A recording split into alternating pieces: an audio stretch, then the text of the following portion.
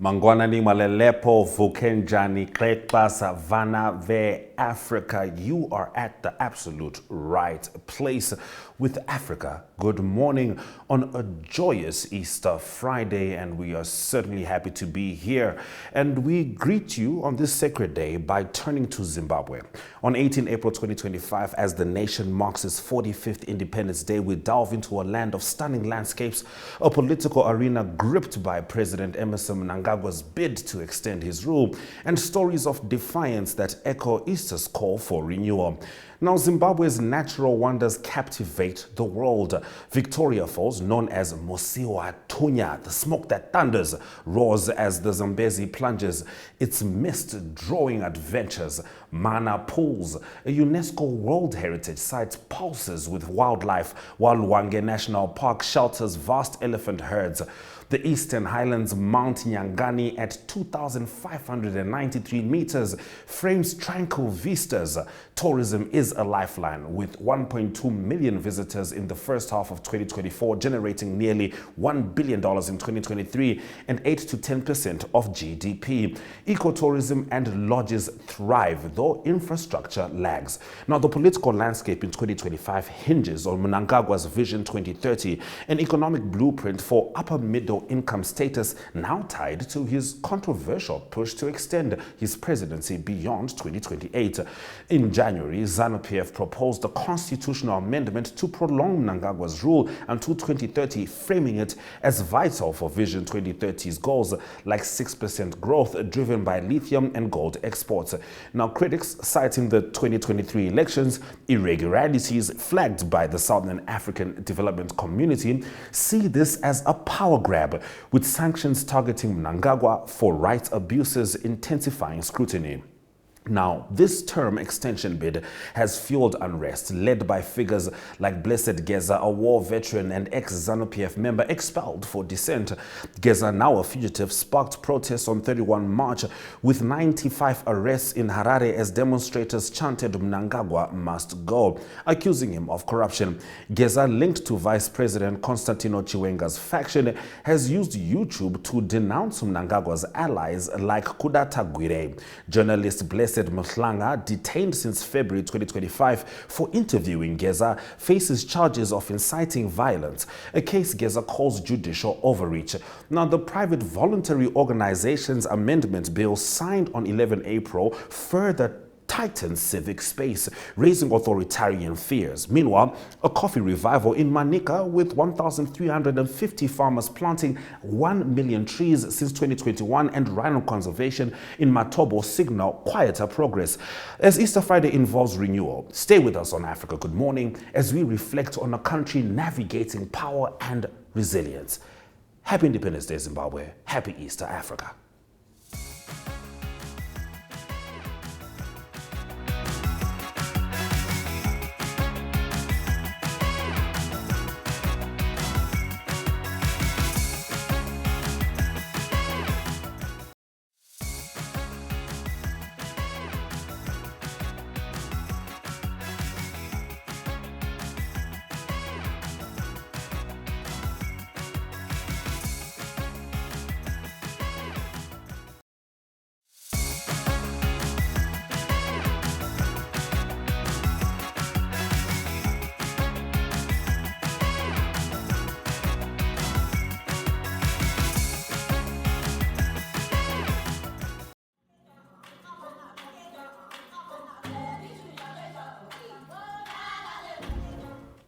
Now, in recent Zimbabwe-focused news, 3 critical stories highlight the nation's complex domestic and international challenges.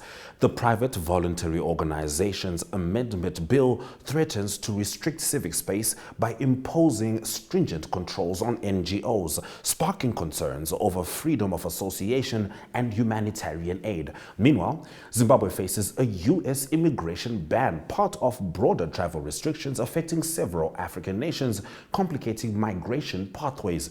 Additionally, in response to President Donald Trump's 18% tariff tariffs on Zimbabwean exports, President Emmerson Mnangagwa suspended tariffs on U.S. imports, a move aimed at fostering bilateral ties but criticized for potentially undermining local industries and regional solidarity. These clips explore the implications of these pivotal developments.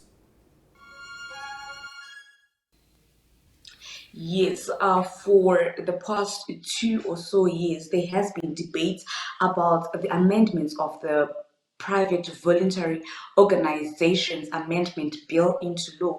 But on Friday, President Emmerson Mnangagwa signed the controversial Private Voluntary Organization Amendment Bill into law, triggering sweeping changes to Zimbabwe's regulatory framework for civic groups and non-governmental organizations.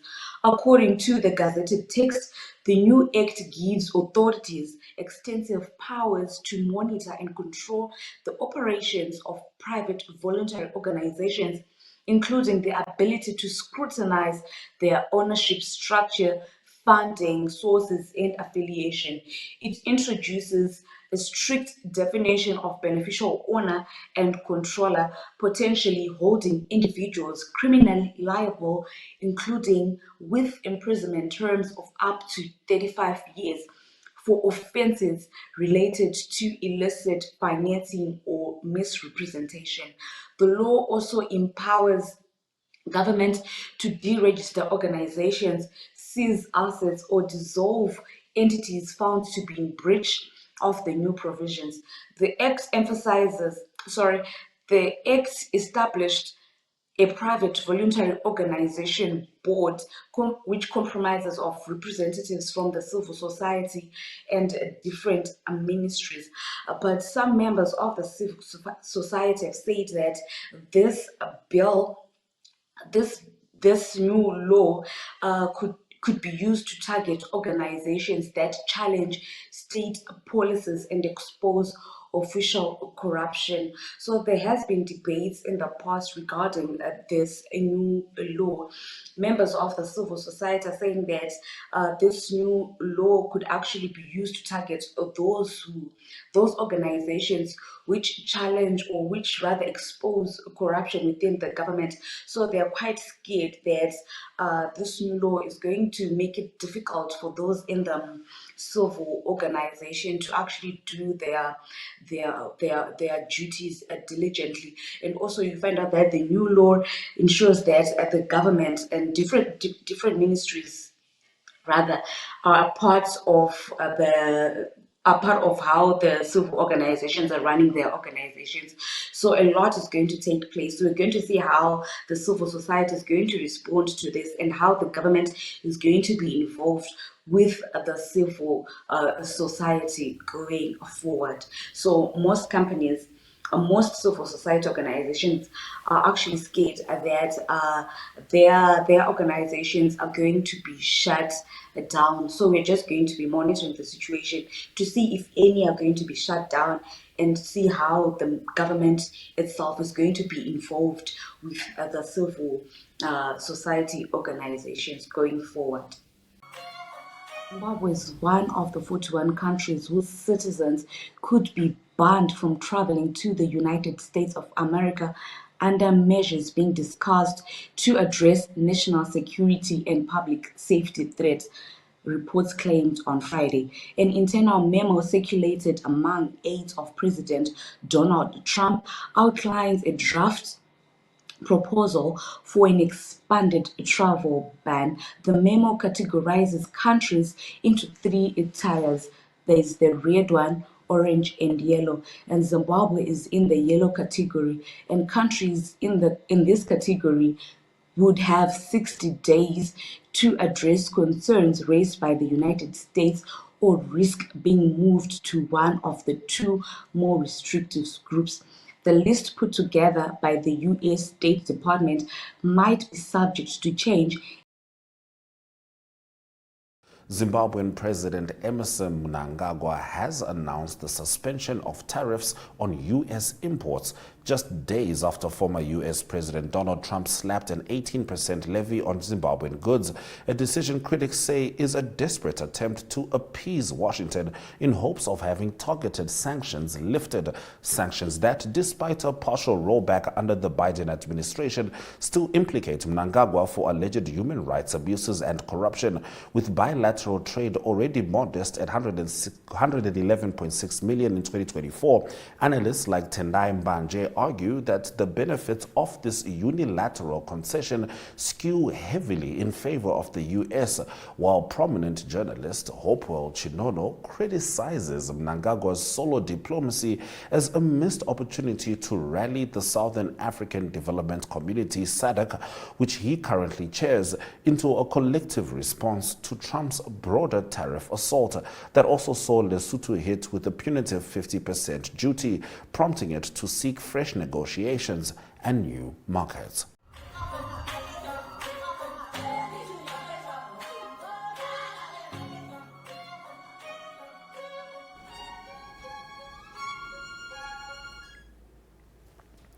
As we continue, Zimbabwe's ongoing struggle for political reform and justice takes center stage in these compelling stories. On March 31, 2025, war veteran Blessed Geza called for nationwide protests against President Emmerson Mnangagwa, decrying corruption and an unconstitutional bid for a third term. But the demonstrations saw low turnout amid heavy police crackdowns and Geza's eventual withdrawal, citing a plan to frame him for terrorism. Meanwhile, the unresolved disappearance of activist Itai Dzamara, abducted in 2015 after his anti-Mugabe protests, continues to haunt Zimbabwe, with his family and advocates demanding answers from a government accused of fostering impunity. These clips delve into the courage, risks, and unresolved questions surrounding Zimbabwe's fight for change.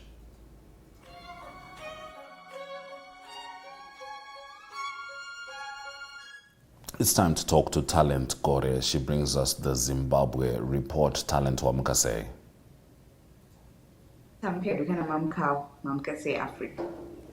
Tamuka Hedu. Now, yesterday, protests were called by Comrade Geza, who's currently a fugitive, and these protests were against the extension of Emmerson Mnangagwa's term and against corruption and corrupt individuals.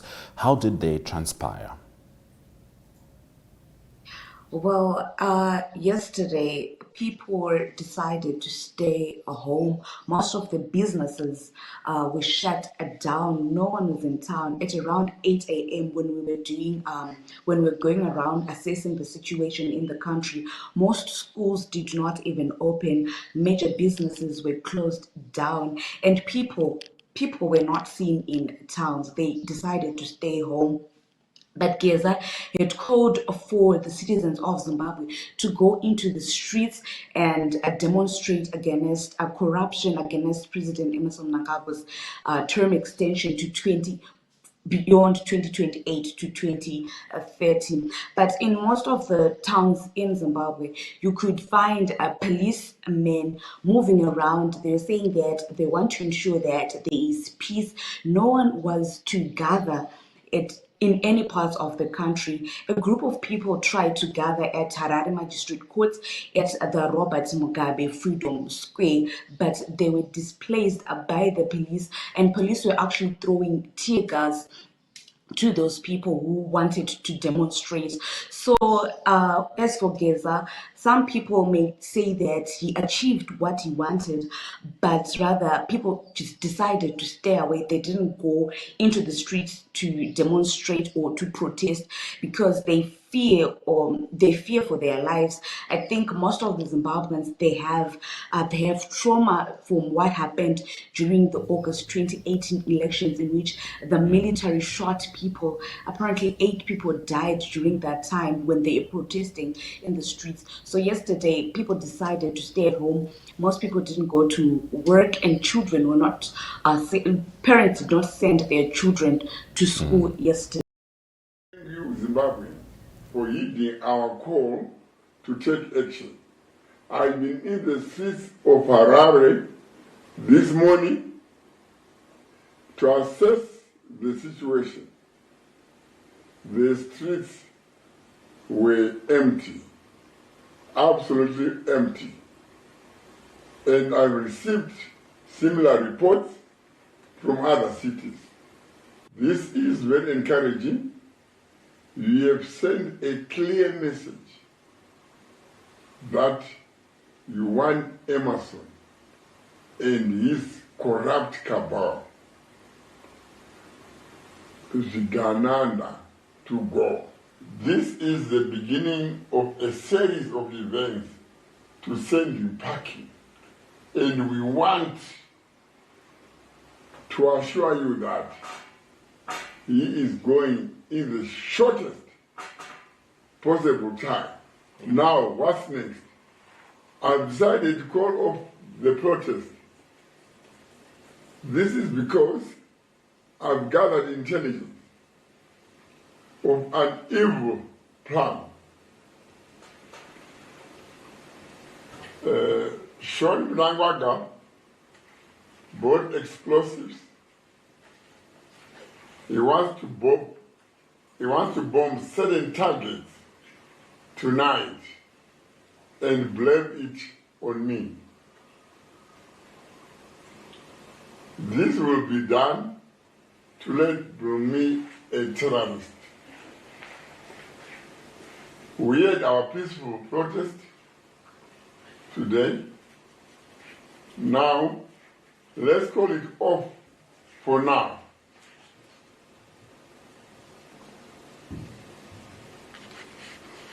A statement has already been made. I'll come back to you on Wednesday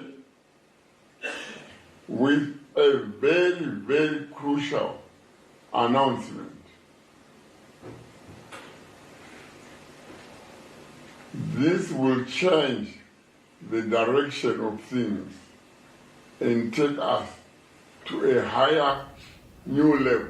Because of this vascular dementia, Mnangagwa is no longer aware of what is going on. Bold accusations which should be baseless. However, Zimbabweans have started pulling clips of President Emmerson Mnangagwa where they feel that his mental capacity may have been inconsistent. And one of those clips is from a speech this last weekend, which some people feel gives credence to Geza's claims. Here it is.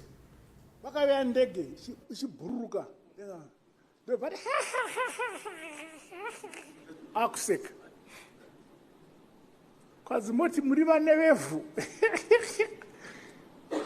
kutonga nyika kuterera vanobhuruka vemudenga. All right, Tannant, could you please give us more on that story? Yes, the sensational claims by Geza are not new, having previously been made by exiled former cabinet minister Xavier Kasukere back in 2019. He said, Kasukere at that time said that the president was suffering from dementia, and ZANU-PF and government spokesperson George Charamba defended the president, saying that Kasukere was just jealous that he was exiled from Zimbabwe.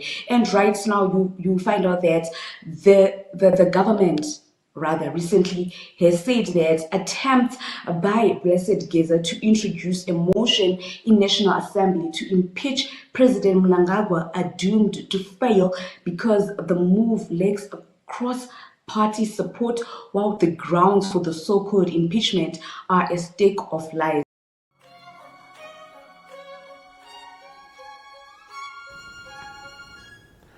Zimbabwe is making waves, both regionally and globally, as captured in these dynamic stories. FastJet Zimbabwe has launched a new Harare-Lusaka flight route, operating thrice weekly on Mondays, Wednesdays, and Fridays, boosting connectivity and economic ties with Zambia using a 50-seater Embraer aircraft. Meanwhile, Zimbabwean football fans showed strong support in South Africa, turning out in large numbers to cheer the Warriors during their recent match, highlighting the nation's passionate sports culture. On the fairways, Zimbabwe's women's golf team secured an impressive second place at a tournament in Namibia, showcasing their growing prowess. Across the Atlantic, Zimbabwean artists are captivating audiences in New York, displaying their vibrant creations and elevating the country's cultural presence on the world stage. These clips celebrate Zimbabwe's achievements in aviation, sports, golf, and the arts.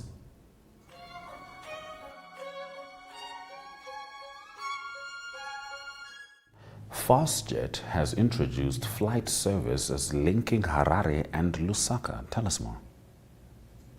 Yes, award-winning air carrier Fastjet has launched a new scheduled flight service connecting Zimbabwe and Zambia's capital cities of Harare and Lusaka. The route, according to the air carrier, will commence on April 9, 2025, operating 3 times a week, which is on Monday, Wednesday, and Fridays. Fastjet Zimbabwe spokesperson Dawana said they were delighted to introduce a route between the two regional cities. Zimbabwe and Zambia have a symbiotic relationship that cuts across multiple sectors, and the introduction of this route attests to Fastjet's commitment and contribution to further economic and social development of Zimbabwe and Zambia. As you know, right now, Zimbabwe's stadiums, they are deemed not fit to host international games. So the Zimbabwean Warriors are traveling right now. They were in Durban where they played with Benin, and right now they are in Nigeria for their game against Nigeria, which is coming up.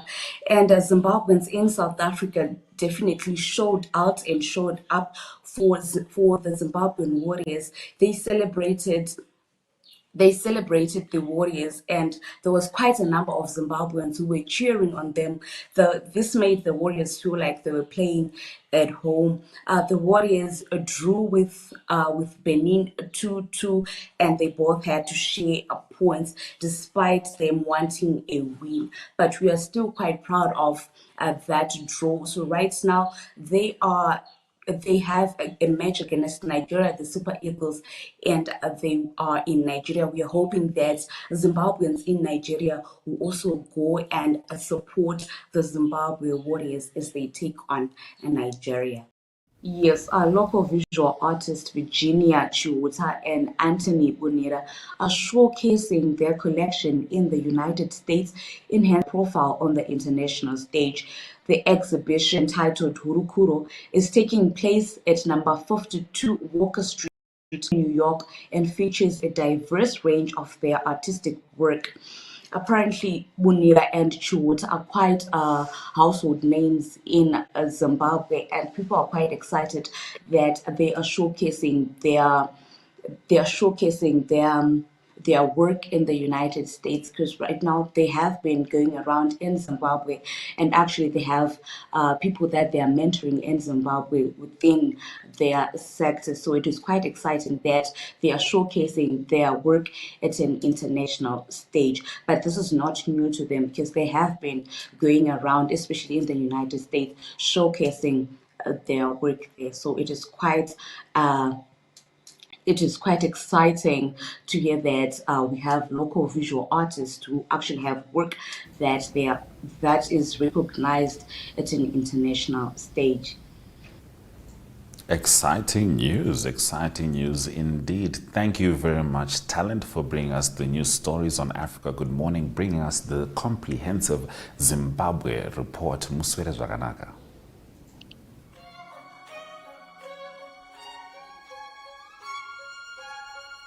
Zimbabwe women's national golf team secured a strong second-place finish at the 2025 Southern Regional All-Africa Challenge Trophy. Yes, and the team, which is led by 15-year-old sensational Miriam Masia, Zimbabwe produced a commanding performance to finish runner-ups to the regional powerhouse South Africa in the prestigious amateur tournament, reaffirming their growing stature on the continental stage. Their total team score of 490 based on the two best individual scores per round was just 40 strokes adrift of the dominant South Africans, who clinched the title with 450. Zimbabwe comfortably held off third-placed Namibia by 39 strokes, with Eswatini and Lesotho finishing further adrift in fourth and fifth place, respectively.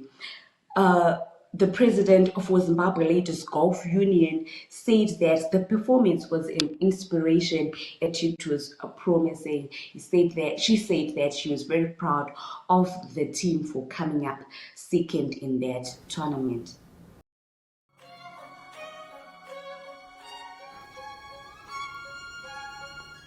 So that's been our show on DSTV 285, GoTV 25, OneUp2.com, and Network Media Hub on YouTube. Once again, we'd like to wish Zimbabwe a happy Independence Day, and to the rest of Africa, happy Easter Friday. From me, Ashwin Berry, and the Africa Good Morning team, Swera Jaganaga.